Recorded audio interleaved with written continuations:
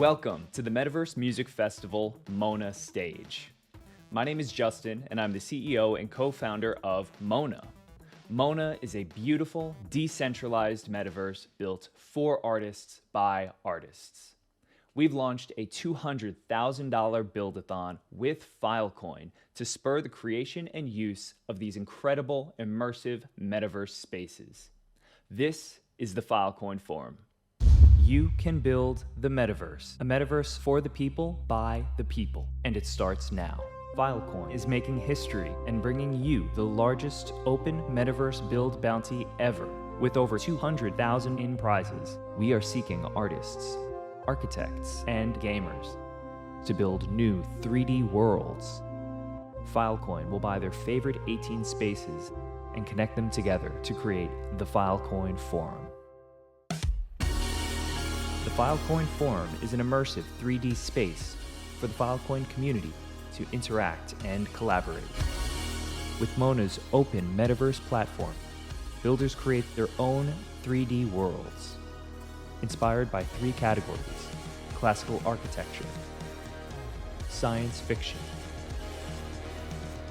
and the natural world.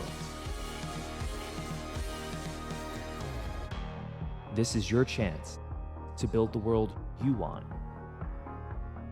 With your help, a better, more open metaverse will be closer than ever before. And it starts now.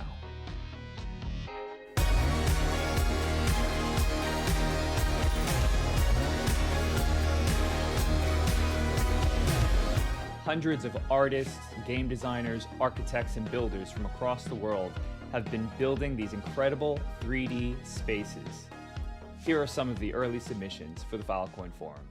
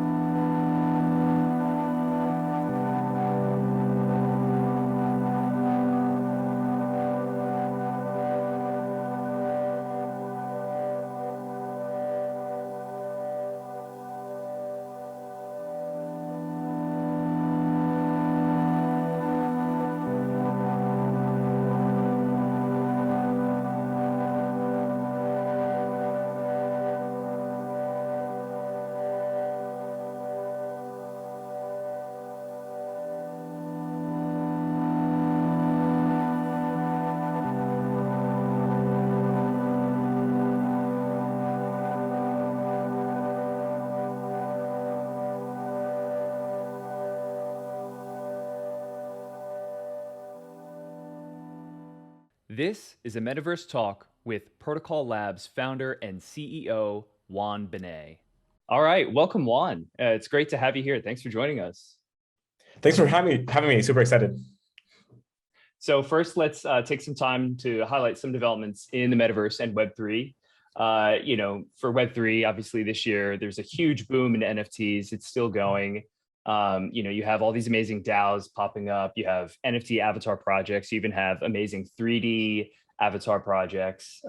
Early metaverses like CryptoVoxels, Decentraland have had so much success. In addition to a lot of great projects like On Cyber, Async Art, and Art Blocks, with this boom of generative NFTs as well.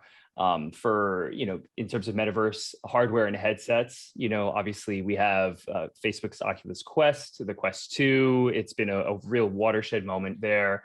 Snapchat released their Spectacles this year in early access programs, so you have a ton of creators jumping on that.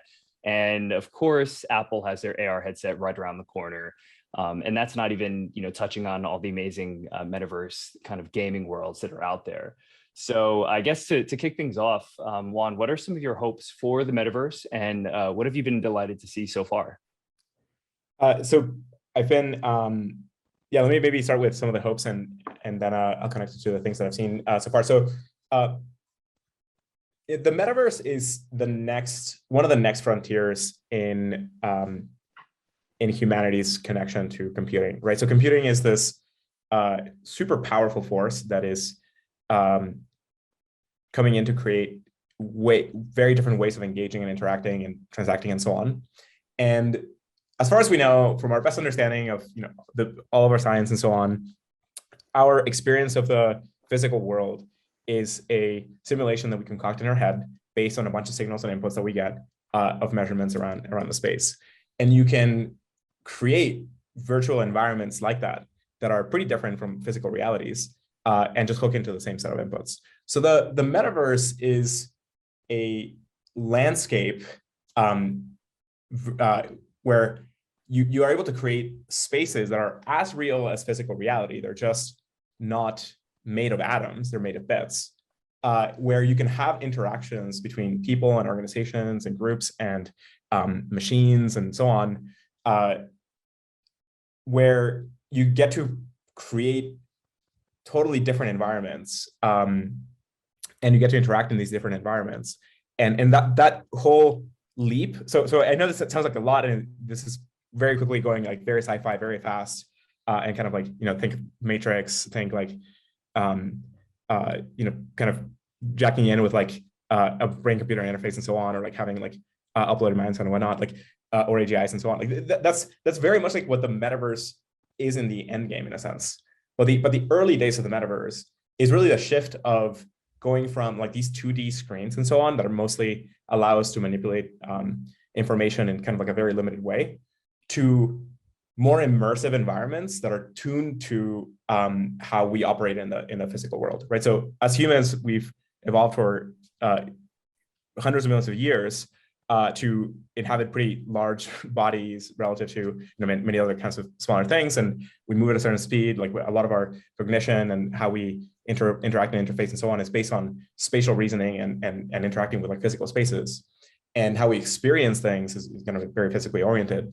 And the first few interfaces that we're going to have that are going to start kind of increasing the bandwidth between computing and the internet and humans are going to be like these kind of like immersive environments where you have VR headsets or AR headsets and like maybe gesture controls or things like that. And so that's sort of like the next frontier. So you can think of like the personal computer and the phone as like the last two major changes to kind of like the interfaces between humans and computers. And sort of the VR AR plus gesture input complex, sort of like the next leap that's going to happen. It's unclear whether gestures or, I don't know, things like Neuralink and so on will be better. We'll see, because gestures have had a long time and like they haven't quite gotten there.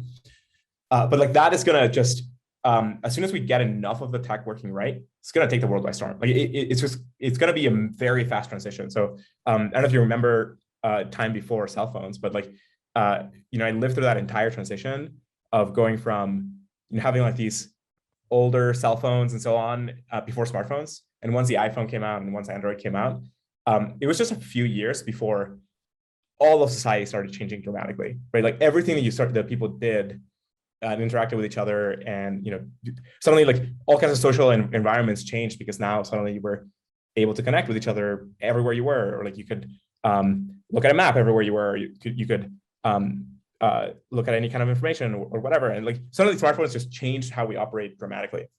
And so I think like the metaverse, once we get these interfaces in place, they're going to be a massive shift in society.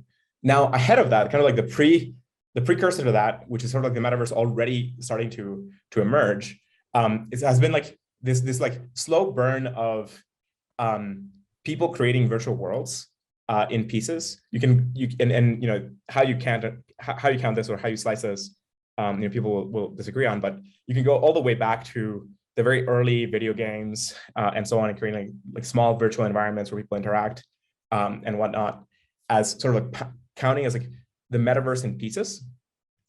But at some point, we're going to start wiring all these environments together, and we're going to be able to kind of jump between them.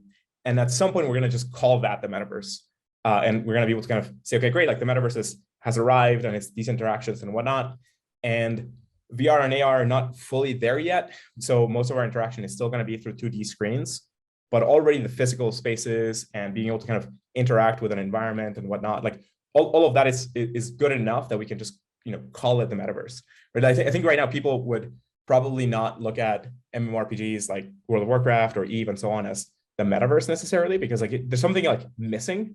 There's a level of connectivity or level of freedom or level of like those are all kind of like very carefully curated experiences, and you have like a very small limited ability to interact with the space. Like you don't really own the space in the same way that maybe Neil Stevenson talked about in Snow Crash and whatnot, or many other people before him and after have to describe like cyberspace and so on. Cyberspace is another word for the metaverse in a sense. And like people used to talk about this kind of thing in a lot of the cyberpunk visions of the future. So I think like the metaverse is basically here already. We just haven't really called it that. And as soon as like it hits some like inflection point of there's enough to do and it feels free enough, and there's enough people interacting with it, at some point it'll be like, oh, actually, like the metaverse has been built already, and like it's here and like it's blowing up, and then eventually like AR and VR are going to catch up to that, and our interactions where like at the beginning might be just a few percent of the interaction will then start consuming most of the interaction. But there's probably a long road before those interfaces get good enough. Sorry, that was like a very long-winded thing, but like to give you like a very short, like concise description, it's just virtual environments and virtual spaces where people can come together and interact, and where over time, like most of our activity is going to migrate into. So yeah, and experiences are as real as in physical reality. It's just kind of mediated through bits as opposed to, photons. Yeah, that was a great answer. Incredible. I'm curious, you touched on this a little bit. So I think with the emergence of some of these metaverse products out there, there isn't much of a departure from the physical world as there could be with some of these technologies.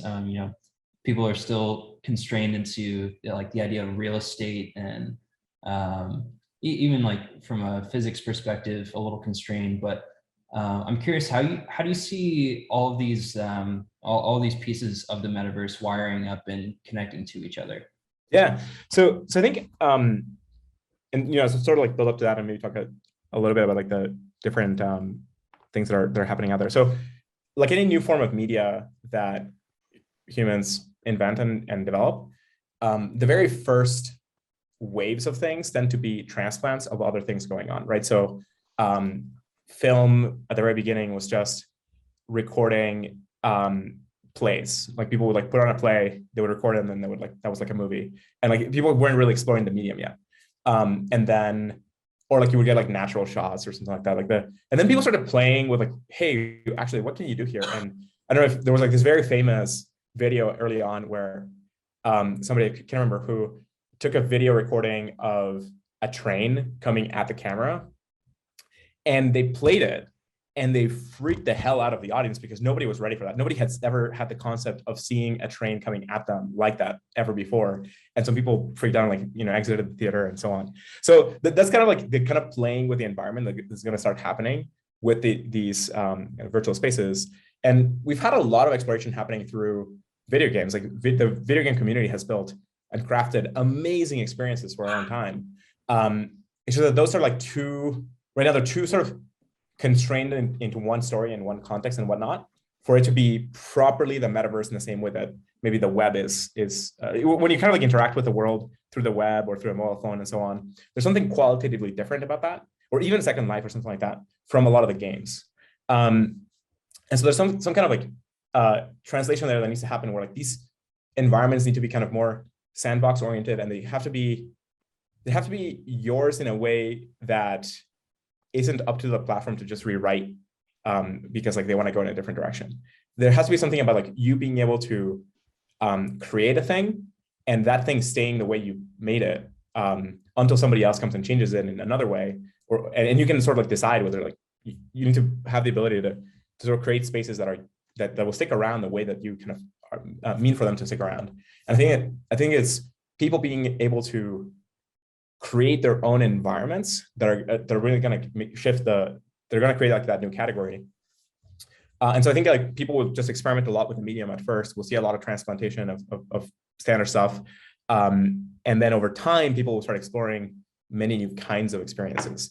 And people will realize, oh, actually, like you don't need to move around like a specific, human and body. You could have a different body, or like, hey, actually, you don't need to follow the same laws of physics. You could have a totally different set of laws of physics that operate in that region of the metaverse, and people will start experimenting with that.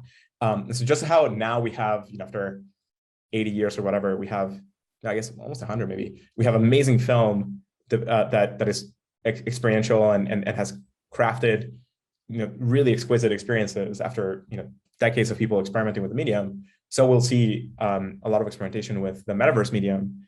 And people create like a bunch of different kinds of experiences, but it'll take a while. It'll require artists exploring what's possible, and then people experiencing that art and reflecting on it and giving feedback on it, and then deciding to go and do something different or in response to that, and so on. And so we'll see a lot of exploration. I'm super excited about a lot of projects that are happening right now. So I think, I think you mentioned a lot of stuff like CryptoVoxels and Decentraland. I think that those are phenomenal, really, really cool explorations. I think it's totally natural and makes sense to like try out the real estate structure. And I think that stuff will be really successful, and it has like a structure and a place. And I think those cities, it's part of what computing is about, and part of what like digital scarcity is about, is realizing that by creating a constrained space of rules, you can enable a lot more interaction. I mean, currency is kind of like this. You're constraining how you can use an object and defining a set of rules for how you use that object. And you then enable a lot of flourishing to happen on top of that. And so I think like the city layouts and so on are really cool. Like they'll generate a certain kinds of environments, but we'll similarly get many different kinds of other kinds of things. And what I've sort of like found lacking in some of the city type layout environments is that right now there's a lot of people kind of just want to have a space that's sort of like their space so that they can interact with other people and hang out, or have like a different version of just inviting somebody to like hang out in their house, or like hang out in a public space or whatever, and where they can sort of like choose and really craft that experience, and where it doesn't necessarily have to be connected very closely to a city. I mean, it doesn't have to be in a specific location in a city, in a place like CryptoVoxels or Decentraland. It just has to be their thing that they have put in a ton of time and effort and thought into laying out. And then from there, they're going to want to connect that to other stuff. But whether it's like in a city layout, or there's portals that like, are seamless and interconnect with totally different environments, or like non-Euclidean spaces where you have things that are like not real layout. Like you couldn't actually lay out that thing in reality, but you can in a computer, because it doesn't matter. You can just wire up this portal to like some other part of space and make it seamless, kind of like house moving castle kind of environment. And like that's totally doable and totally possible. And I think we'll have those that kind of expression. So I think my sense of kind of individual, the reason I kind of think like these small rooms and small composable pieces are so important is that right now, especially in this moment, and this might be like historical accident, or there might be something just more fundamental here, I'm not sure. We're in a spot where there's a lot of people engaging with these beginning pieces of the metaverse, and our 2D and 3D digital art NFTs took off super fast. And now that they have taken off super fast, we have an environment where there's a lot of people that have generated all this amazing art, and there's a lot of people who have this amazing art, and now they need to display it and look at it and experience it together. And so given that you have all these assets, people want to do stuff with these assets. So what do you do with art? Well, you display it. You put it in a gallery. You put it in a museum. You decorate your room with it. You create a really amazing environment, and then you invite people to come and hang out in that environment. Or you have like a really amazing experience that you then ask another person to, or you kind of like invite other people to go and have that shared experience with you with that piece of art. So I think given that we've sort of like generated all the pieces of art, now we need to put those pieces of art somewhere and experience those pieces of art with other people. And so that's why I think like the sort of like one of the next big waves is like people creating and crafting extremely cool physical environments in where to display the art that they've already had. So where you can sort of get a room and buy a room and decorate that room and add into that room the pieces of art that you've bought elsewhere. So like whether they are paintings or like 2D digital art pieces or 3D objects or an experience, right? So we haven't yet seen this, but like we'll probably end up getting whole NFTs that are like an artistic experience in a box, where like you sort of enter into a room and have like an entire kind of like journey and a narrative and a story embedded in kind of like that 3D space. And you'll need a way to like house that and interact with that with other people, and like you'll sort of like want a multiplayer environment where you can do that and where you can kind of sort of display that or connect it to other art and whatnot. So I think like these kind of composable individual rooms that you sort of like generate and create and then later kind of interconnect, I think are really important and valuable. The other thing that this does is that it part of what's really cool about the NFT art explosion right now is that, and I think this is true about blockchains in general and Web3 in general, is that by decoupling the systems into individual little pieces that are composable, you end up with a much more generative and creative environment. And so what, somebody might have had a vision for a thing, and it might be like a pretty full vision of like an entire platform and an experience and a game and an environment and so on. And it takes a lot of effort and work to make that entire thing. And so, very, very few people end up being successful in creating a super high quality version of that. But if instead of doing all of that, all of the people that have those visions instead do something that is way easier, which is like do one of the 1,000 things and make it composable, then somebody else can come and help create that vision. Or hey, guess what? Like they'll create something else that's also super interesting and super valuable and so on. And so you lean into this like high composability of the pieces themselves. And so by creating kind of like this new art piece, which is the room itself, by creating the room as an art piece, you both enable a lot of artists to create like and craft really cool experiences and environments within that room.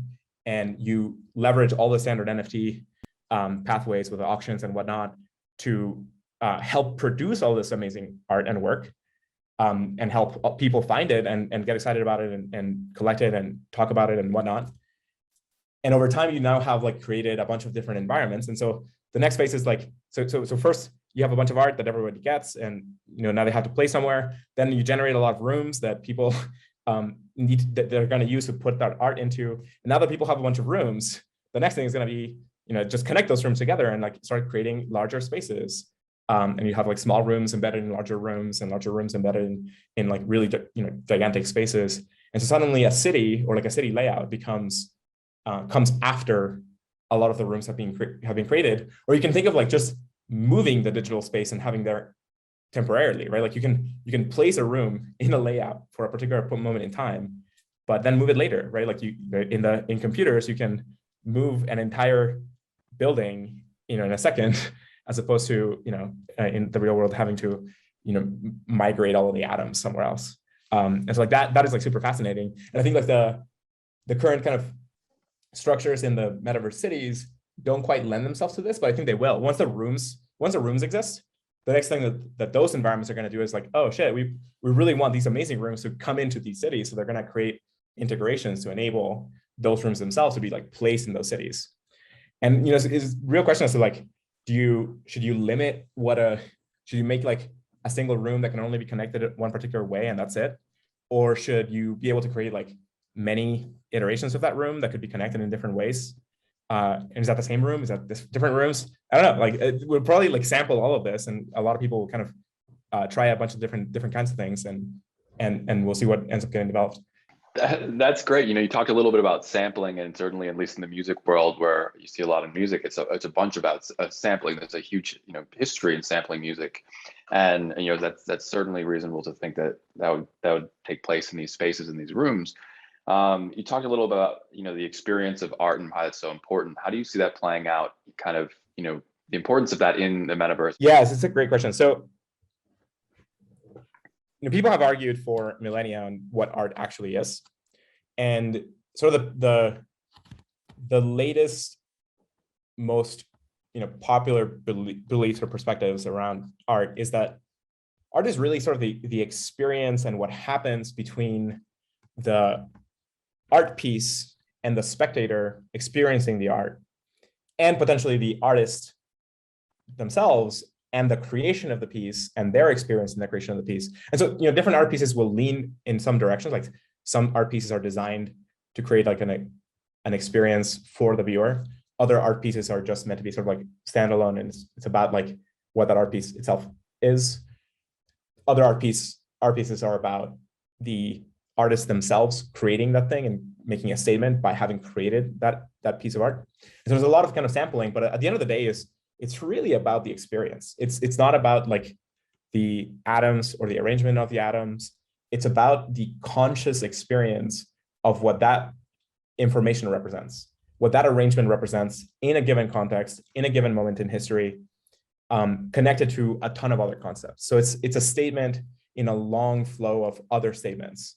And it's less about like the individual bits or atoms or the specific pattern. It's about that pattern embedded in a much larger meta pattern and connecting with two other patterns. And so given that,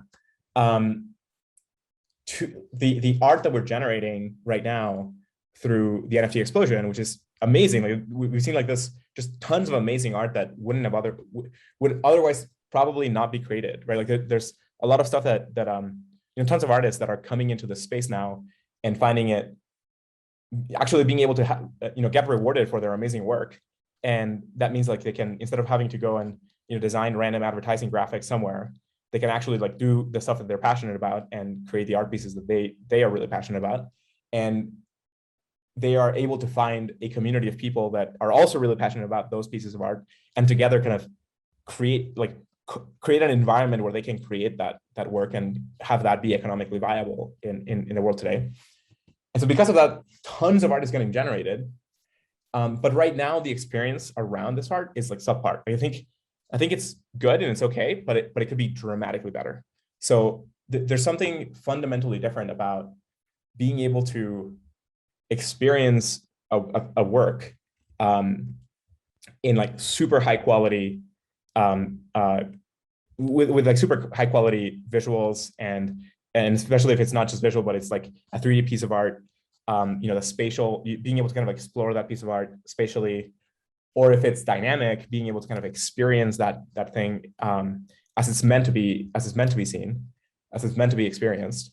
So that's one piece of like humans experiencing art embedded in a space with like super high quality graphics and audio and so on, plus potentially leaning now into VR and AR. Like this is like a perfect use case for VR and AR. You can slap on a headset and have a dramatically better experience of a piece of art. It sort of reminds me of like Tilt Brush. Tilt Brush was super cool because like the ability of being able to manipulate the paint and the different kinds of paints around you just was an experience that you kind of just have to really understand. And I think that's where we're headed with a lot of this NFT art. It's like, we're going to create these experiences that you'll have to experience to like really get and understand, and they'll be qualitatively so much better. And so that's just like the single player version. The most of art and like most of the value of art in the experience of art comes from the shared experience with other people of that art. And not just in kind of like this asynchronous way of like, I experienced it and you experienced it and that there we get to talk about it. So, that's definitely a big part of it. Especially kind of like a societally important art, like definitely that's one piece. But so much about art happens in the moment, experiencing a piece of art with other people simultaneously. So many forms of art are about that, are about experiencing a piece of art with other people synchronously in that moment and having that shared larger experience. And one of my favorite forms of art is theater. And like that's what theater is entirely about. It's about creating a shared experience between the audience and the actors and the stage and all of the pieces of art that you bring together into, and the narrative and the story and so on. And you construct this amazing space and you have an amazing set of experiences together in that moment.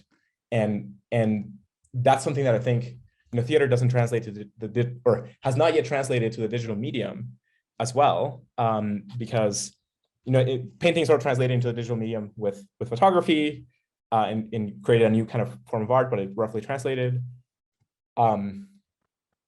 Plays sort of gave rise to movies, but movies are qualitatively very different. Like, and even so with movies, there is something about watching a movie with other people and having that as a shared experience, and that being sort of qualitatively better in a lot of ways than sometimes, at least, it's what some pieces are meant for, rather than just kind of watching them by yourself. But sort of like theater, it's just totally out of the picture, right? So I think video games and some digital theater things have approached what you could do, but I think it's not quite there yet. And I think we might see this in this wave, right? Like we might be able to create environments and create pieces, programmable pieces and dynamic pieces that create a narrative and a story and so on. And you might be able to be in that space with a lot of other people simultaneously experiencing something together. And theater has like this, one part is sort of constructing the environment, but you need to be able to kind of take into account the experience of the audience and what they're leaning into. Like, if you've ever done theater, like there's a huge difference between a rehearsal and when you're playing for an audience. Like there is so much that the audience themselves brings into the piece itself, and it just helps shape the story. Their reactions help shape the story. The actors draw energy from how the audience is reacting to it, and they lean into certain parts of the story and change the narrative. Sometimes change entire decisions in a show. Sometimes change the entire narrative arc of the thing, and like different outcomes happen based on how people are reacting to it. And that's without even getting into like participatory theater or something like the audience is part of the actors and so on. So I think all that stuff suddenly becomes fair game in 3D environments if we can craft really high quality spaces, really high quality pieces, and really high quality multiplayer experiences that let people interact with their environment and with each other in really high quality ways. And so all these pieces are going to sort of like layer in. And going back to composability, I don't think anybody should try to like build all of these pieces in one go. It's like not only super difficult to get it right, it's very limiting. You can see all kinds of amazing games built in the VR worlds right now, in like the VR app stores, but they're not nearly as cool as an environment that is much freer, where you can come in and create a different kind of experience using the same assets, using the same environments, and create a different kind of space and a different kind of thing. So I think like, yeah, that's gonna be super excited for all of that to take hold and explode. Yeah, Juan, this is all really amazing. So would love to ask you, in terms of Filecoin Forum, we're all super stoked for it. The community, there's been such a great response so far. What is your vision for a space like the Filecoin Forum? And we'd love for you to talk a little bit about the metaverse building blocks that you're creating at Protocol Labs and Filecoin. Yeah, so I was super stoked about seeing the Mona platform and seeing all of the rooms and the super high quality experiences, and the composability coming to life and so on, like what artists could create. And I've been sort of like for a while already had been wanting a space where the Filecoin community can come together and hang out. And for a while I was thinking, oh, should we like get together and like buy a corner of CryptoVoxels or Decentraland? And we might still do that. and like buy a set of plots or whatever and go hang out there and create kind of like a space, or get like our own little like subspace. But then once you build like this awesome platform, I was like, oh no, hold on, like let's just start by creating a bunch of like really amazing environments and rooms that we can hang out in. And we'll sort of like figure out later how they get connected and laid out in like a larger city. And maybe we can kind of help and inspire a lot of other people to create more spaces. And I don't know if we're going to end up with like things that you can lay out in a city in like a plane, or we're going to end up with like a 3D environment or something that like really you can't connect and then you create in spaces, or maybe it's like a spaceship or something. Like who knows?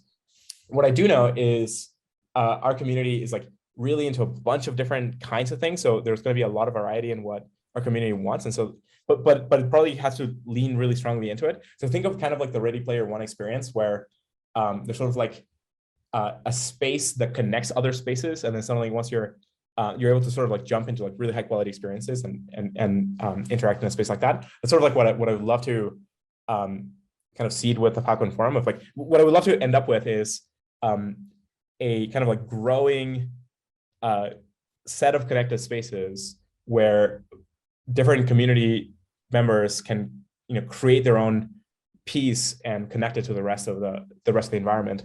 And so connecting it to the old Roman forums is an excellent way to think about this, because and even like like Greek agoras before and whatnot, where the meeting places where a city state would come together and sort of sell goods and so on, but really kind of catch up and talk about news and make any big announcements or parade around the town or have huge parties and so on. And so really kind of the forum is sort of the place where all of these sort of like activity happens. And I would love to create kind of like a virtual environment where a lot of the Filecoin community can come and hang out and create spaces, have spaces to run events and to talk about like, I would love to have like spaces where we can kind of dial in and just discuss technical ideas or different products or what people are building, or just catch up as a community, and spaces where we can gather hundreds of people and have a conference, or gather a lot of people and have like a longer term kind of workspace or kind of like living space almost. So we'll see. Like I don't know what we're gonna find. What I do know is what we likely want to do is create a way for a lot of artists to inspire us with their amazing creations. So really leave it up to the artists to create really high quality spaces and rooms that we can then kind of, once we see those and experience those, we can then think about how to put together and connect and whatnot, and how to use those spaces and for what. So there's like 3 rough categories that we're thinking about. The first one is classical architecture, because we have to. There's so much amazing classical architecture and kind of the Roman architecture and the Greek architecture and also like the Chinese classical architecture is super fascinating, and we would love to see kind of like environments generated and inspired by those, or like blends of those, or really cool things like that. The second big category is sci-fi. So the Filecoin community in general, and the crypto and Web3 worlds in general, are very kind of strong techno-optimistic communities, where we sort of are all oriented towards improving the world and improving the future through science and technology and so on. So a lot of us spend a lot of time thinking about those potential visions of the future, and so having spaces where we can connect with each other that way, which for a lot of us feels way more natural than connecting into like, I don't know, like a hotel ballroom today in 2021, or something like that would be fantastic. And then the third is kind of natural environments where we can be inspired by just all of the amazing spaces that exist on Earth and on other planets, or other parts of space. There's just amazing, fantastic spaces in nature where after a year of like everyone being kind of cooped up in their own room and in small spaces, it'd be great to like have a way of interacting with others in like these large open spaces and explore nature together. So yeah, I really can't wait to see what people are going to come up with, I think we're going to be, it really kind of want to tell artists, like, really go all out here, like really build whatever inspires you and inspire other people. And one of the cool things about like this build is that because artists are making their own work, it's kind of like different from a hackathon, because in hackathon you go and like make a thing, and like maybe you become one of like the finalists and whatnot. But a lot of times the hacks themselves are like maybe ideas and cool things, but like you don't really get to carry that on. With a build like this, if you go and build a thing, all of the art that you build, like they're all NFTs that you can mint and you can sell and so on. So it's I really hope that this competition is gonna, or like not this build, not quite a competition. It's more like a build where we can inspire and instigate a lot of people to kind of come together and hack with Mona and start building things. Can just generate a ton of rooms and a ton of spaces that you then get to mint and sell to other people. And I think it'd be really, really awesome if we can sort of kickstart the metaverse kind of getting wired together by doing this, by getting a lot of people to be able to create their own rooms and pieces. We're thinking about how to support the larger NFT movement. We think it's super amazing to see all of the range of super high quality art that people have been building, and everything from, again, 2D art pieces to 3D art pieces to rooms to whole spaces and experiences to games and so on. Like we've seen a ton of amazing stuff with NFTs. And so we're building, because IPFS and Filecoin both strongly lean into content addressing, because they're tools that give you content addressing as a primitive, and NFTs sort of require this like permanence to the addressing and permanence to the content being around. Is like a perfect fit for the tech. So we've been wanting to really lean into that and support and build a lot of tooling to help NFT creators. So things like NFT storage that offers large, I think it's like 32 gigabytes per NFT or something like that. So no space restrictions and permanent storage for free. So like that's if you have NFTs, like just dropping them into NFT storage. I think it's growing tremendously. I think there's like 5 million NFTs now in NFT storage, which is like most of the NFTs out there. So it's like really cool. So Juan, this has been amazing. Thank you so much. Juan Benet, founder, CEO, Protocol Labs, creator of Filecoin, godfather of the metaverse. Thank you for joining us. Thank you for kicking off this build-a-thon. Yeah, we're just so excited for what these next few weeks are going to bring. So thanks again for your time. This is amazing. Thanks for having me. That was awesome, and that's probably the coolest title I've ever gotten. So I'm gonna keep that one. Yeah. All right. Thanks, Juan. See you. Here is a look at the build process with Mona artist Matt the Empire.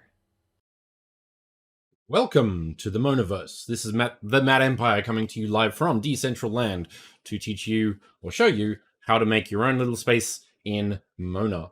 So it's pretty easy, and I'll show you exactly how easy. So let's have a look. So I have the template that I got from the Discord. So go check out the Discord. Really good, great community, very creative. So all I need to do is extract here. For example, now I'm going to change the name because that's how I roll. There is one thing I've learnt in the previous projects is naming is everything. Now in that you will have these things here, which is what we want to see. Next up, we have the Unity Hub. Now I'm going to get rid of that one because not there. So let's add the one we just created, which is Mona Video. Double click, select folder.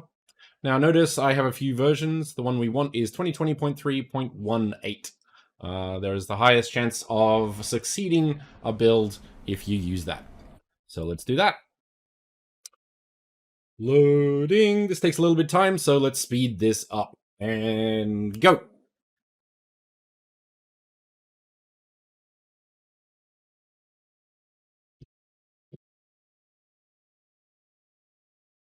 So that's done.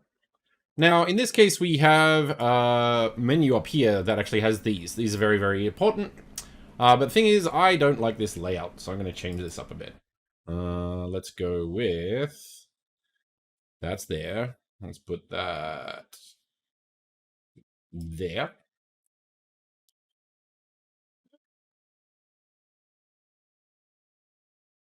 That one. Let's get rid of that.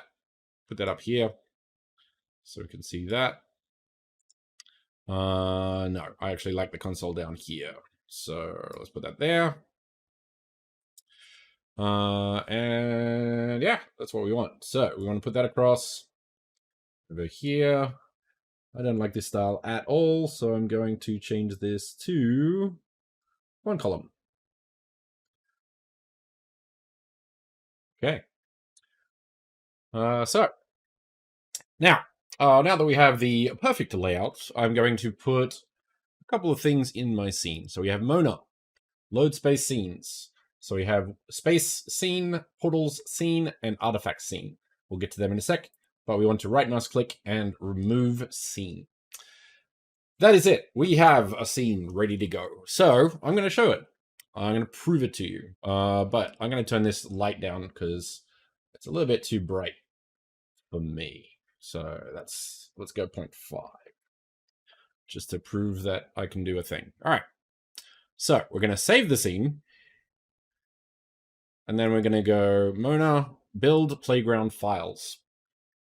It doesn't take too long, depending on your scene, of course. Now, with this ridiculously complex scene here, basically won't take long at all. This is real time, people, real time.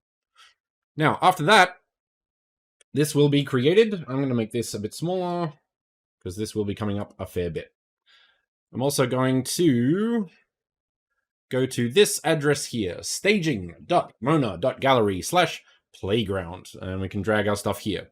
So let's do that. So I can drag and drop, or I can select my file.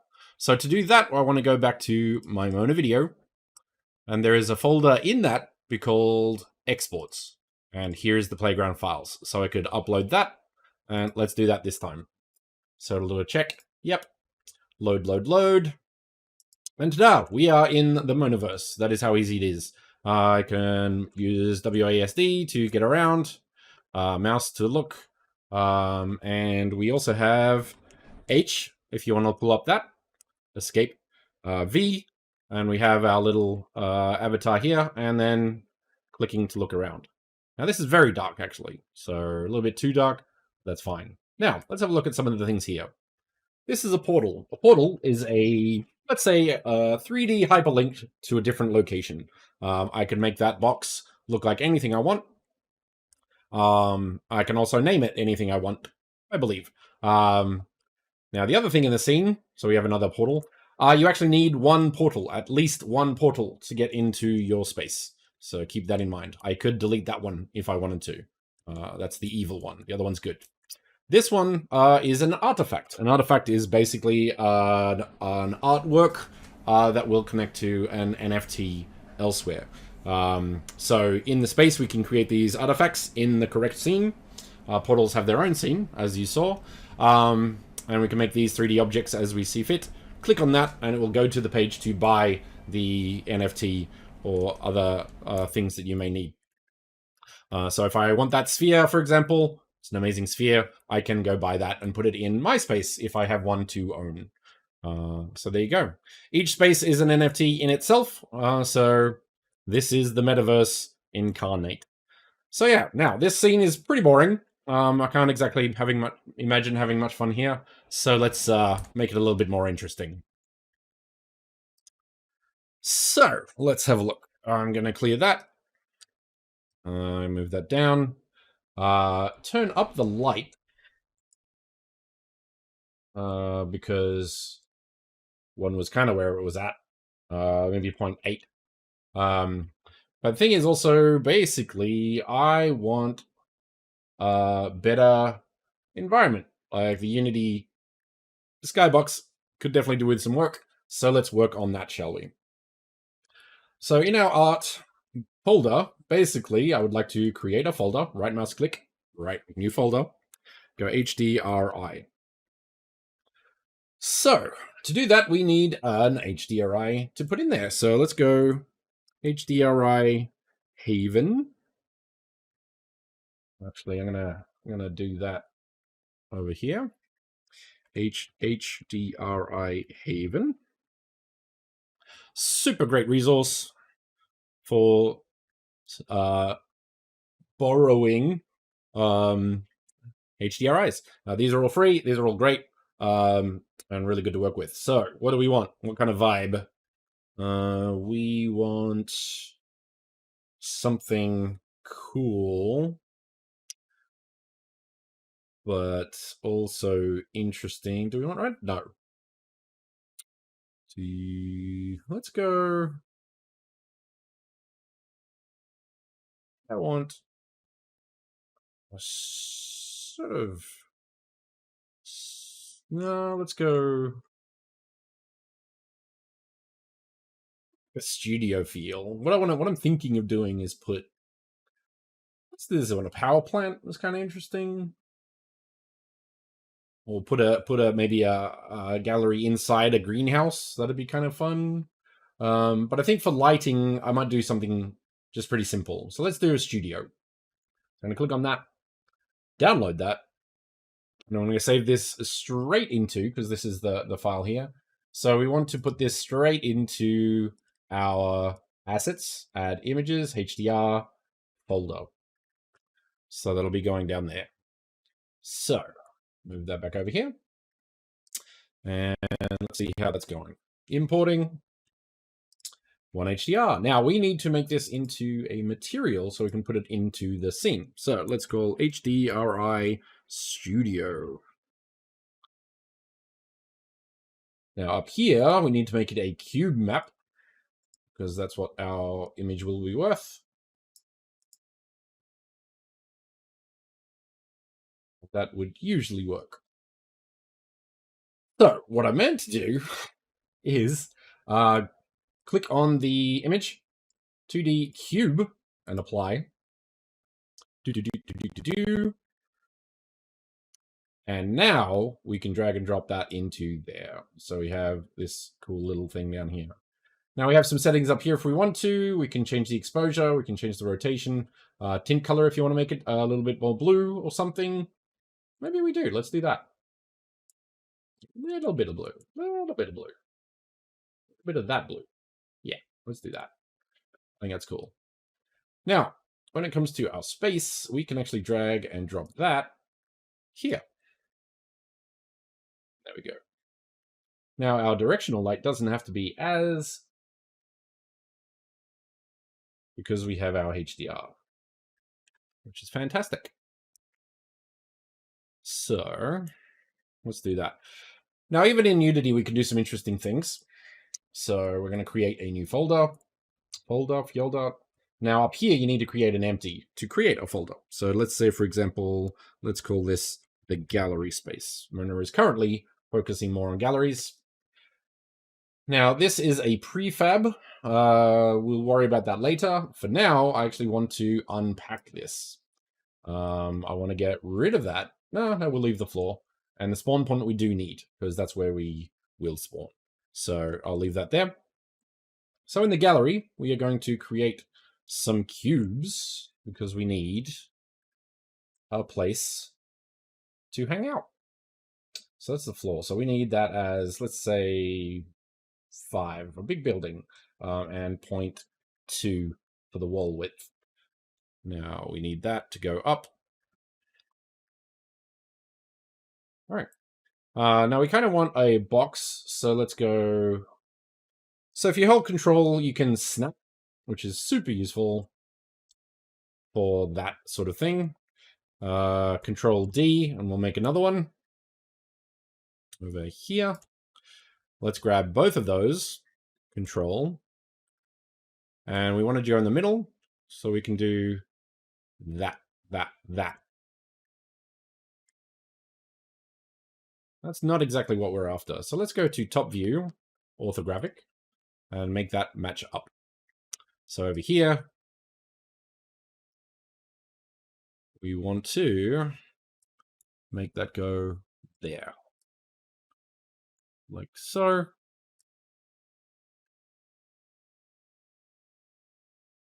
And there. Now the thing is, if you look really close, so if you click on this and go F, you'll zoom in, become the focus of that. Now if you notice here, things do not line up exactly. So if you hold V, snap that in. Very, very useful for lining things up even more precisely. So snap, holding V, snap. Now, if you do perspective, you can use WASD to get around, snap. And that might already be done, like so. We have an environment. Now, of course, we need a door. So let's create a door. How can we do that? Now, this one is very useful for this sort of environment. Once again, let's do some snapping. Control D to copy. Control D to copy.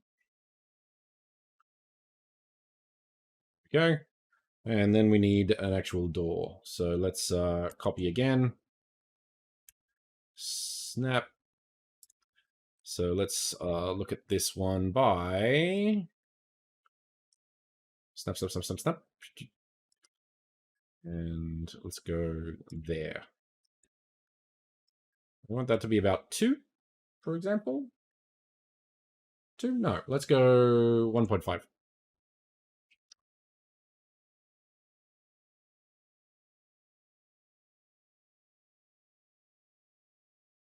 One door required. All right. We also need a ceiling. So let's grab one of these, rotate that 90 degrees. Let's copy that. Make sure you select it. Now, I'm going to start renaming these things because cube doesn't really work for keeping track of a scene, as you can no doubt guess. So once again, snap, snap, snap. We'll worry about that. No, let's do that now, actually. So we want V, snap. Ooh, that'll look cool. So let's have a sky light. That's the one. So in that case, we're going to do, once again, make sure you select it. Middle mouse button to move around like so. And then let's duplicate that again.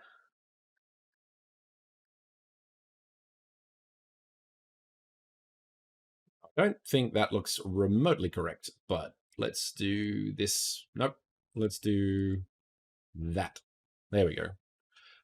So I think I think that looks good. So that's 20. So let's do 5 by 5 by 5. So I don't think that's worked. Now, what I want to do here, let's have a look at why prefabs are useful. So in my add file here, we're going to create a new folder. We're going to call this prefabs, or my prefabs, basically.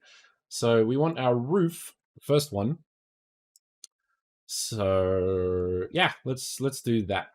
So let's make this 0, 0, 0. Let's make this, let's say 4. I think that's good. And then we're going to keep and put this into our prefabs. Now this will create an object that you can copy. And as soon as I change the prefab, all of the versions of that in the scene will be updated as well.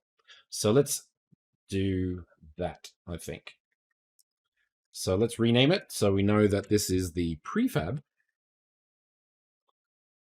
So as you can see, there's a blue box now. And we can also see that this whole scene is not exactly in the center. So we're going to move that slightly down.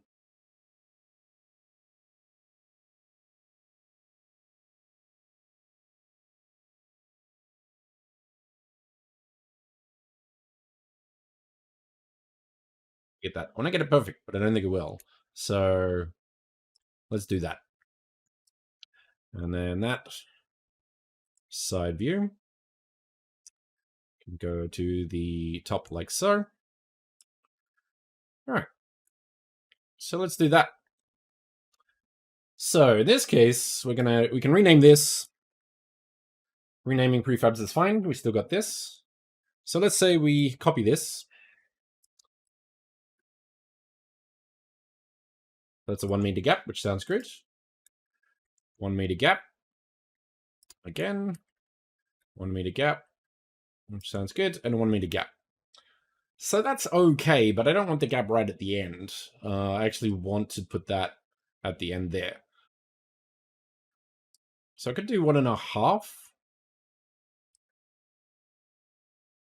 Let's say we open the prefab in context. What I could do, and as you can see, everything updates, which is fantastic. But just as a test, let's do this. I'm going to show you. So you can do that, and then go apply all, and then they all go big. So basically, we want to go there, apply all. So that's not what we really want. We want maybe that. And then apply all those. And then we can mix these up a bit.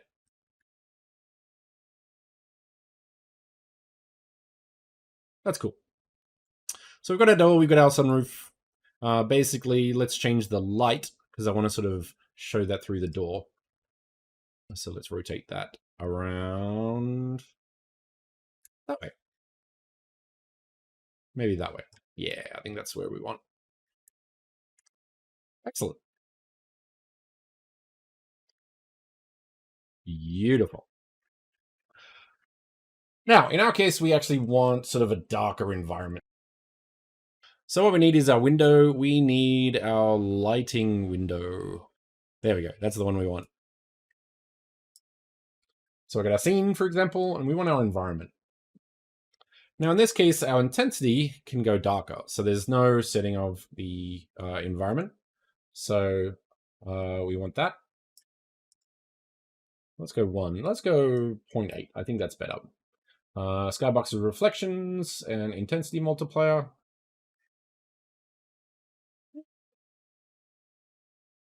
0.5. So if you want to clear out the scene, you can do that. This is excellent. All right. So we have our fantastic museum, if you will. So in this case, let's put some stuff in there. So let's first name some walls. Now, let's look at some of the things we can do with materials. So that's our gallery. So let's look at, let's make some artifacts, but we'll worry about that. No, let's make an artifact. So in our artifacts, you need some things. So you need an artifact. This will have the artifact tag and a box collider for where your character will see it. This is your object. I can get rid of that. And the spawn point is when you load into the scene from a thing you will turn up here. So let's do this. Now I'm going to unpack this one because I want to tweak it a bit. This one. Nope, this one. We're going to unpack completely, and then we'll focus on them later. So that one is the need, and this one. So what I like to do is add a thing. Objects go here. Let's get rid of that one. And let's put in a, nope, let's put in a sphere because spheres are awesome. So let's go. That's what we want. So we want near 0, 0. We also want 0, 0, 0 there. And sphere. So we want that back to 0, and there we go. All right, so we have an artifact sphere. Now that's a very boring sphere. So I'm actually going to rename this one, which we can do. Orb of Doom. Not one. Now this one, the one with the box collider, the artifact, and the artifact thing, needs its own unique name. So Orb of Doom 01. If you have multiple names, then that's not great. Spawn point, we'll keep it there. And the objects go here. Excellent. So we want to move this to, you know what? I want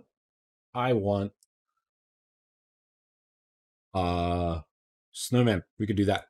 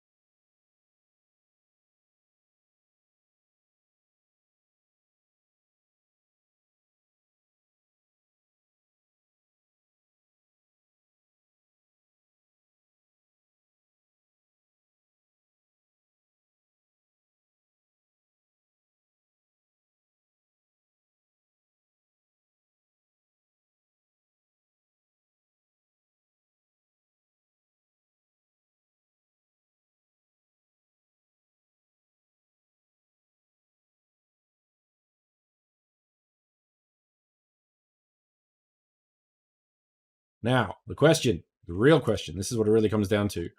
Let's add a bit of this on there.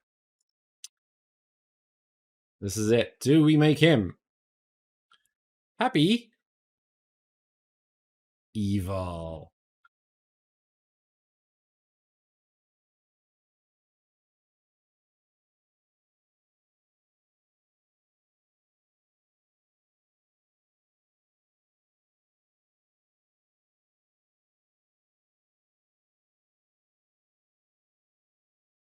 We have an amazing little thing here. Now, we want to make sure this guy gets all the love that he deserves. So to do that, we need a spotlight. So let's add one of those. Spotlight. Now, I kind of want it bigger, though. So let's go spot angle. There we go. I got to make sure that is below that. If it goes up here, it'll go disappear. So make sure that it goes down here when you're doing that. Do we want to make him look evil? Kinda. So let's do this.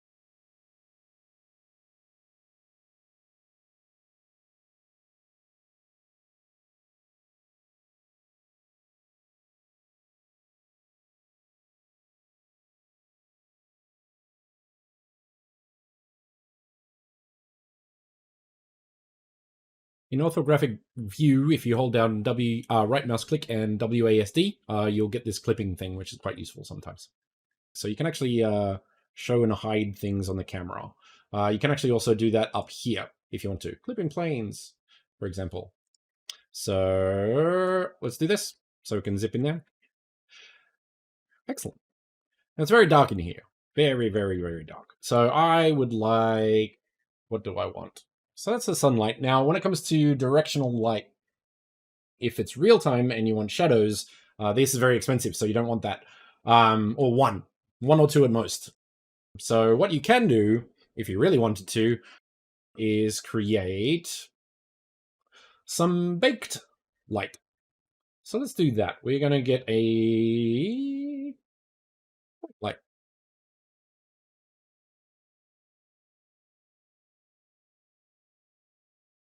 So let's see what this does. So we want to put this on baked. We actually want those two spotlights on baked as well. So what this is going to do is put the light into the scene, and therefore it is very small on cost. Now, to make all of this work on objects, to control that, we actually want everything in the gallery, basically, to be static. Now, static is everything that will accept baked light mapping. So we're going to yes change children. So if you look at here, for example, you got static, and because I added children, they are all on static. So let's have a look. That's baked. And then we have the one real time light with the light rays in there, which is what we want to do. So at that point, what we can do is go to scene. We want to go progressive GPU is faster, progressive CPU is better. Now these are actually very high, so I don't recommend like drop them all down to, let's say, at least half. So let's do that. 16, 128, 128, same. Light map resolution, that can go down to about, let's say, 20. Max like you can put up to, I usually go 2048. Compressed rate, ambient occlusion, so it's like good shadowing in the corners and stuff. I change that to non-directional. And let's see what happens. Generate light thing. Go. And see how fast this is. I'll let it cut straight to it. The light looks really good, but there's a few lacking shadows on the floor and the ground. So the reason for that is because the floor prefab does not have static. So we're going to add that. Yes, the children. Let's turn them up. Range. Baked. Let's do 5. We're a little bit more evil. Yeah. So let's give that another shot. What I'm gonna do, actually, is get rid of that one. And I'm gonna put my own down there.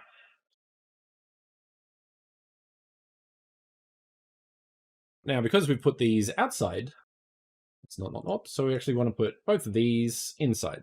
Where's the second artifact? Let's put that in there as well. Okay, excellent.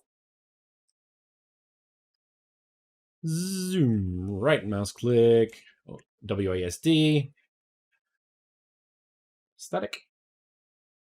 Let's give this one more shot. Generate lighting.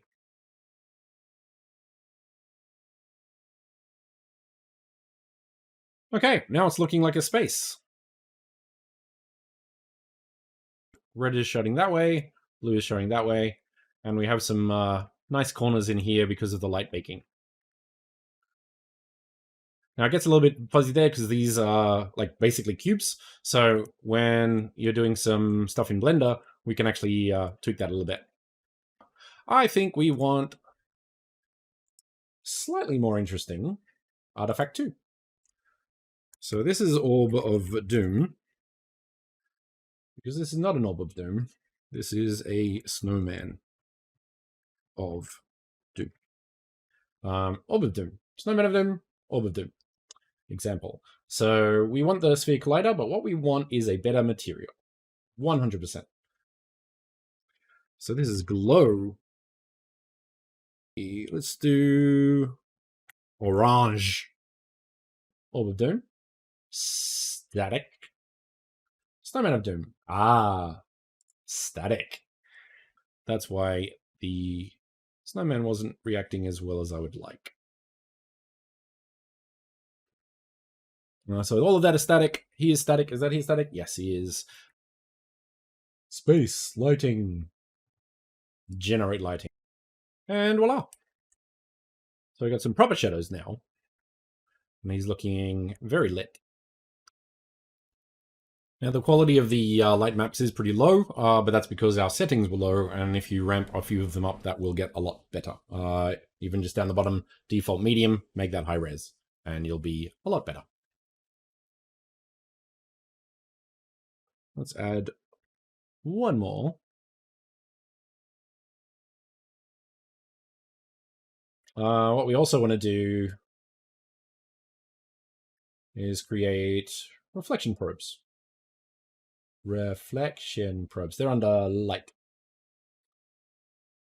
Now, what this does is create probes around objects. So if you have different scenes, you can have different effects that, or more control over that. So that's good. The other thing I want to do is add a light probe. So light probes, I'll do some really interesting stuff with lights. So we want light probe group. So what's going to happen is those light probes will affect our avatar when we run around in the scene. So just to make that really obvious, let's do one more light. Let's do transparency. For that, we want to change this one to transparent. And the alpha goes here. And one more time, generate lighting. Look at that reflection. Isn't it pretty? We've even got the sun in there. The sun is glowy, and then you've got that whole scene. And this is because of the reflection probes. So let's look at this guy and look into his dark, evil eyes. So, once again, we can have a quick look at this in game by going Mona, build playground files.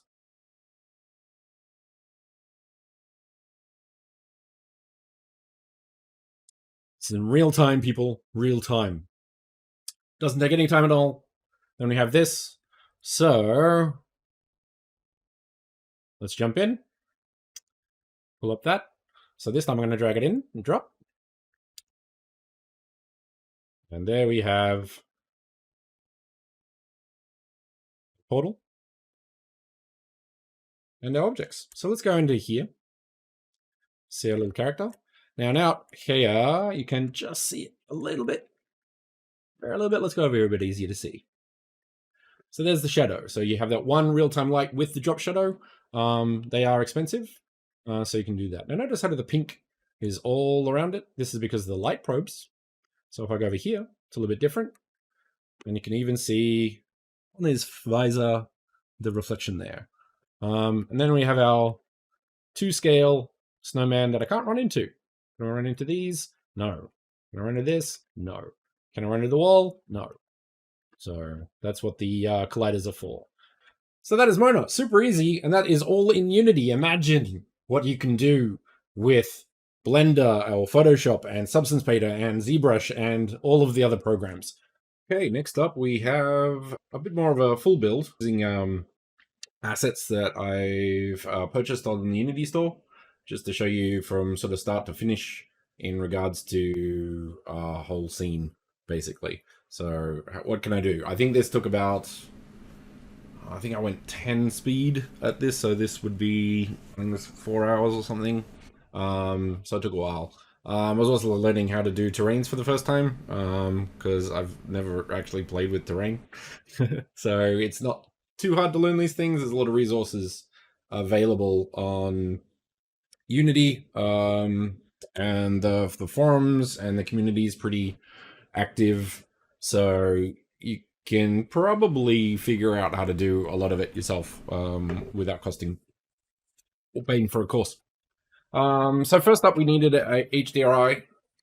So to get rid of the Unity background. So that was pretty quick. I'd probably use a more cartoony version with the style that I was going for, but due to time, I decided not to do that. I looked into very simple texturing. The assets are simple polygons. I added them and created the scene to be low poly, so everything is very simple. I didn't have to worry about textures. The texture use is very limited, so I could create mostly a lot of content and still quite cost very little in regards to meshes and textures. I think most of this is 1 or 2 textures, to be honest. Like the biggest texture is the tile of the castle. The polygon assets are very good, very streamlined, and really good to build modular. Of course, I missed some points over the course of this project. Could have done it better, but next time I'll probably be a little more precise with some of the things that I was trying for here.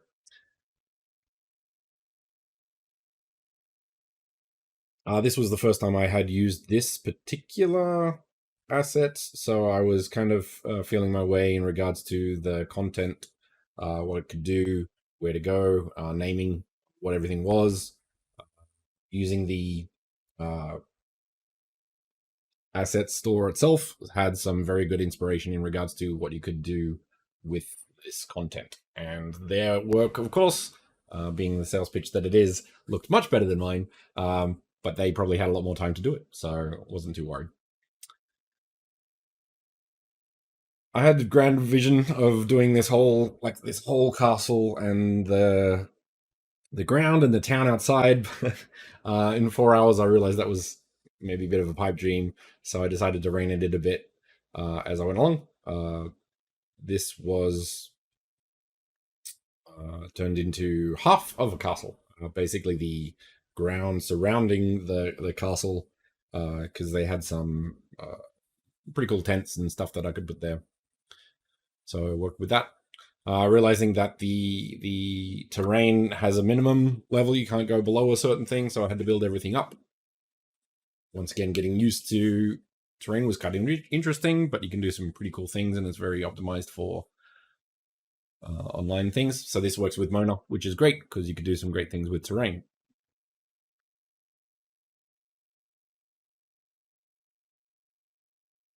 Needed a moat because castles have moats. But yeah, I started messing around with the terrain a little bit too much and decided to not worry about cleaning it up for the purposes of this activity. Especially, it worked out because I ended up shutting down the gate and just having a limited area inside the castle, so it worked out pretty well. Luckily, all these assets have collision, so I didn't have to worry about that at all. So I saved a lot of time there. I did have to set all of the objects to use a new light map that Unity would unpack. For better or worse, there are better ways to do it if you want to go the manual or the smart approach, but Unity does it quickly, albeit not the most efficiently in space, for example. So it's a balance in regards to what you want to do with light maps and how you want to approach that. In this case, going for speed, so I used Unity Light Mapper, which is included, of course. So you can get some pretty good results. It does have issues with, say, for example, all of those walls, putting them together. Had issues with light bleeding through. You'll see that at the end. But I turned all of the settings up, did a quick render at the end, and that looked better. But I wouldn't recommend 5 light maps for a quarter of a scene, for example. So there are ways around it. Unity Light Mapper is reasonable for what it does, but there are other ones. For example, Bakery does a pretty good job. I think it does a lot of scene cleaning up, so I wouldn't have that much of an issue with that. Lighting, I decided to go pretty simple. I would like to add a lot more lights in the scene, but it being the day, I didn't see any point in having fire or lanterns and things because it just didn't make any sense, but it would have looked a lot better. So there's that. Time is also an element there. So I went with direct light, baked, and later I decided to put the light real time so I could do shadows. Shadows always look good, but they are expensive.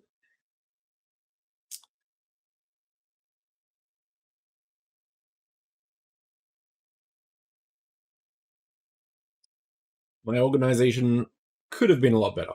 I decided that speed was more important, and then towards the end, I started regretting that choice again. One of my very recent projects, which we'll see at the end of this video, I have learned a lot in that process, and I should have learned, but I did not.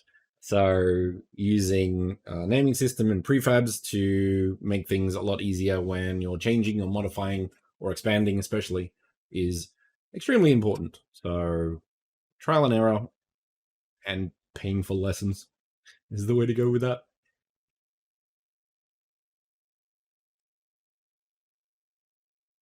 I was playing with the water tiles of the assets, but went with animated UV map like I did with another project. So basically this was a simple animation that Mona does support. So anything with, pretty much anything with timeline you can do in Unity that will work in Mona. So I have a UV map animated over time, and later I'll do an animation on a character that also worked, which was pretty cool. That was a skinned mesh, so that works. So that's really good to see. I started jumping into light mapping a bit, static, setting everything to static, for example, making sure all of the maps were unwrapped. So cleaned up the things there. Once again, folder structures would have made this easier, and there was a few things I missed, but I started getting it towards the end of the process. So make sure your scene has a bit of variation in there. Everything being perfectly straight makes zero realisticness, zero reality.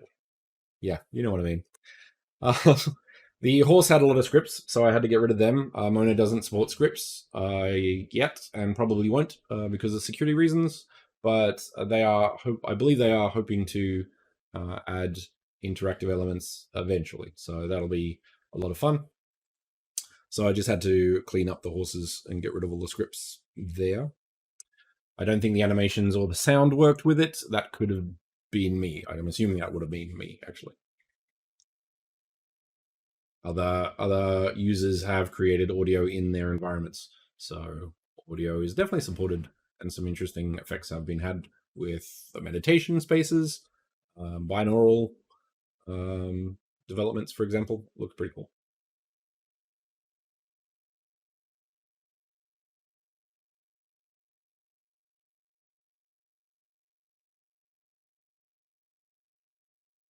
Basically just trying to flesh out the space a bit and make it look visually interesting. Not really thinking about anything, just trying to show full development. That said, the space would be pretty interesting for a social environment, I guess you could say, if you're into sort of fantasy. So there's a large area that people could spend time in.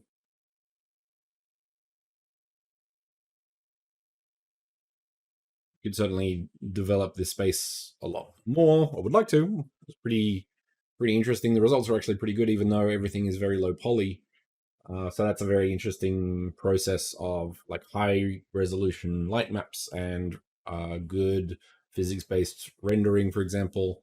So I could do some really interesting stuff with metals and reconfigure a lot of the materials to push some of the ideas even further than the basic material. Like I think this is one material type with very few textures. So it's very, very simple. But with light mapping, it sort of takes it to the next level, which is really quite interesting. Lots of room to move with things like that.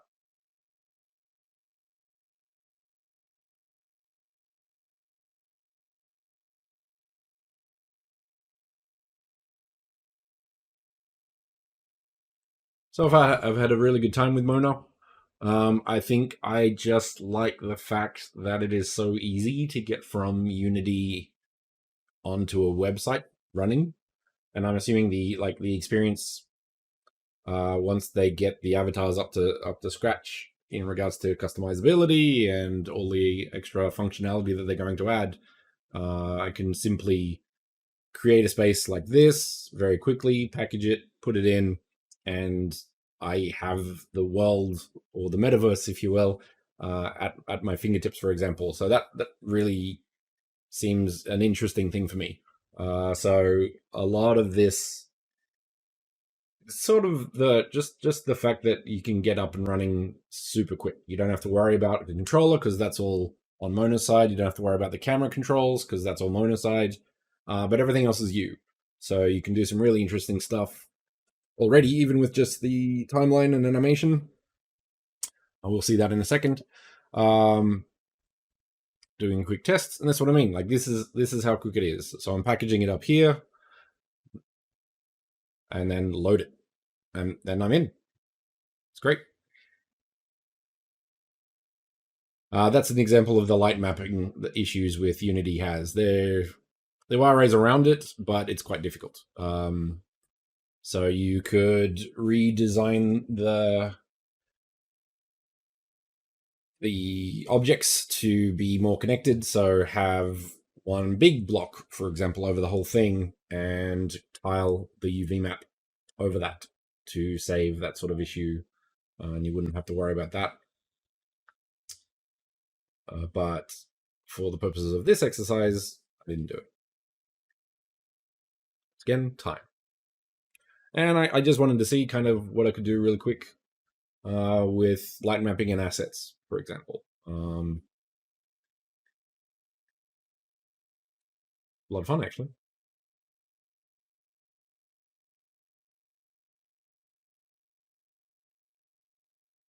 Now note all of this is 2 lights. Well, technically 3 because you got that spotlight in the tent. And putting a fire in a tent isn't smart, so it doesn't really make much sense. So I'll probably take that out. But this has 1 directional light for baked. So all of that sort of nice fuzzy light is with that one. And the rest is the real-time map. Directional light. This is exactly the same light. So it's 2 lights of the same. One's turned down. So you can use the shadow kind of soft. And then the spotlight in the corner, of course. One thing I find, or am finding, I'm pretty new to environments actually, is that like you have to think about the realism, I guess, even in these sort of environments. So with the ivy, for example, you had leaves falling on the ground, plants in the sort of corners where they would sort of be, I guess. I could have gone a lot further with it, but I did not. Once again, time and that sort of tertiary level detail would be left in after like the primary and the secondary. So to be honest, I haven't even finished the primary because I can't get into the castle or anything. Now I was trying to get into some castles, some animation here, working with their character because it had some overriding factors with animator and animation. I was messing them about a bit. Figured it out by just deleting it and starting again to create basically this very simple animation. Once again, very quick. Nothing special.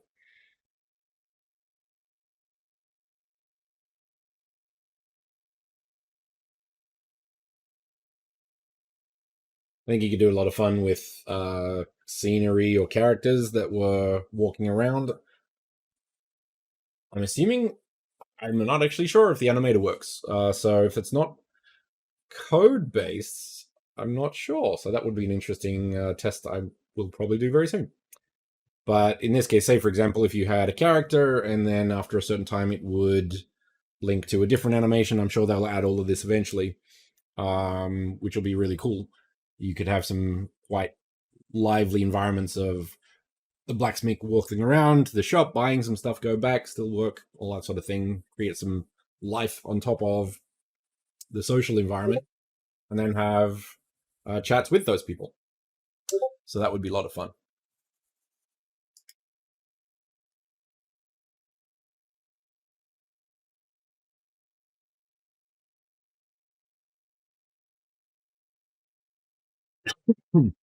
Adding some light probes. I didn't worry about reflection probes because there weren't any materials that really did it. And then spent a little bit of time fixing the light maps, like updating them so I could get rid of the light maps on the walls. And this is kind of the final thing. So I think it was 3 or 4 hours and I have a whole space done with purchased assets that are low poly, but the end result is pretty neat. The avatar isn't super high, so it's a little bit stylized. So the character looks all right in this environment. Light maps do kind of, light probes do the job pretty well.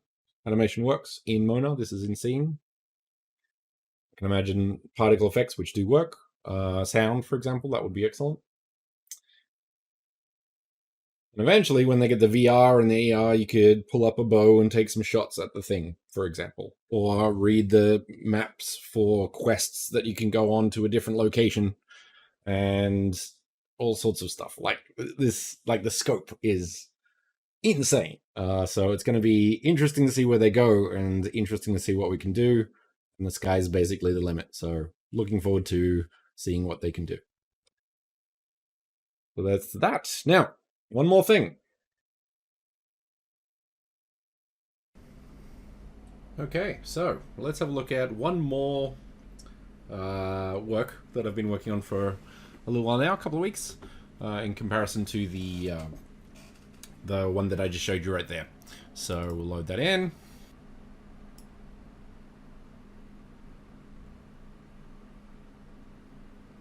Okay, there we go. All right. So this is my space.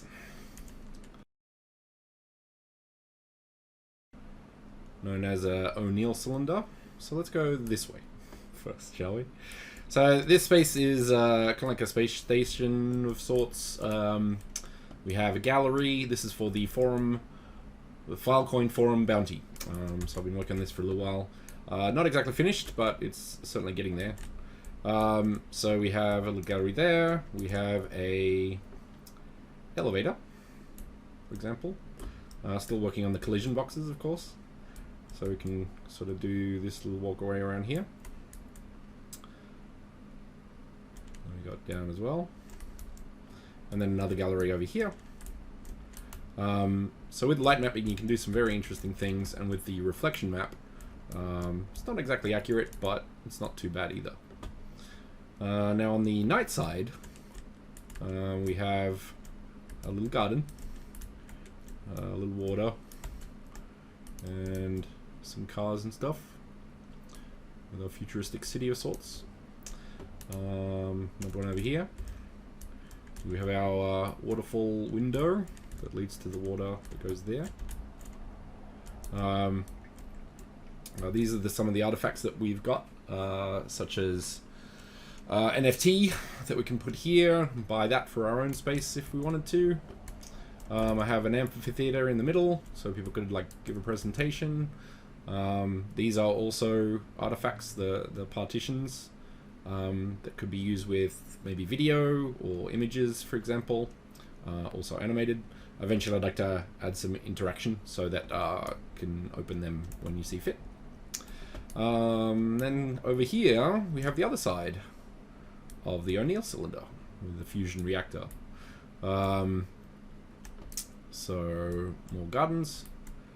The lights are off on this side, the cars and all the rest of it. So we have basically our little gallery O'Neill cylinder, basically. So we have that. So that's what I've been working on the last couple of weeks. So I can show you what I've done in, what was that, 3 hours, 4 hours perhaps, with the assets that I've sent for the castle. And this is something I've been working on pretty much from scratch for the last couple of weeks. Either way, welcome to Mona. If you're interested in it, and I highly recommend being interested in it, because this is basically the future. Facebook's on it, Decentraland's on it, the Sandbox is on it, everyone's on it. So if you want to get into the Mona, which is obviously very easy to do, hop onto the Discord, get the template, and off you go. You can do it all for free. You can use Unity, which is free. You can use Blender, which is free, and some other tools. So it's not too hard to get started. There's going to be more tutorials and things coming on, so get into it. I hope you enjoyed the watch. Have a nice day. What an incredible event. We're so happy to have been a part of it. Thank you so much to the Metaverse Music Festival, and a huge thank you to Decentraland for hosting us. For anyone who wants to learn more about Mona, come visit our website at mona.gallery and be sure to join our Discord. Thanks so much and have a great day.